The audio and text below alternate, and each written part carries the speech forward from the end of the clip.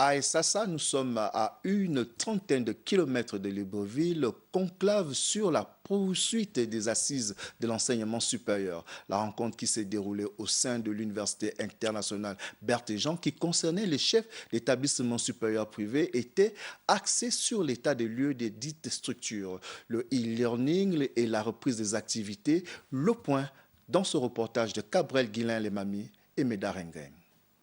C'est près d'une soixantaine de chefs d'établissements privés qui étaient présents à ces assises, qui se tiennent après celle de l'USO. Il s'est agi ici pour les chefs d'établissements privés de soumettre à la tutelle leurs attentes sur le plan juridique et sur le plan pédagogique. J'ai pensé mettre à contribution l'enseignement supérieur privé également, non seulement pour revisiter le cadre du protocole de reprise des activités pédagogiques, mais encore et surtout pour initier cette réflexion sur le plan de vigilance sanitaire.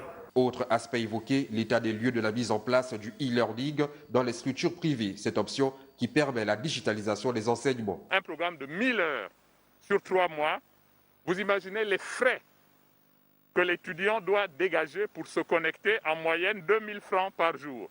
Concrètement, il n'y a pas quelque chose qui bloque au niveau du learning.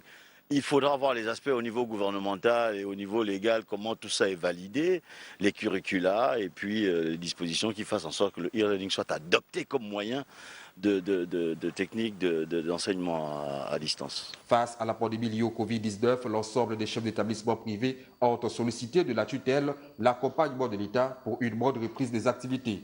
J'ai besoin d'éprouver la situation à l'ensemble du secteur d'enseignement supérieur privé pour remonter au gouvernement, effectivement, des conditionnalités particulières qui tiennent à leur statut. C'est sur instruction du Premier ministre que les rencontres de l'USO et des SASA se sont tenues. À l'issue de ces travaux, chaque responsable des structures d'enseignement supérieur partagera son expérience dans la mise en place d'un plan de vigilance sanitaire, lequel sera proposé au gouvernement.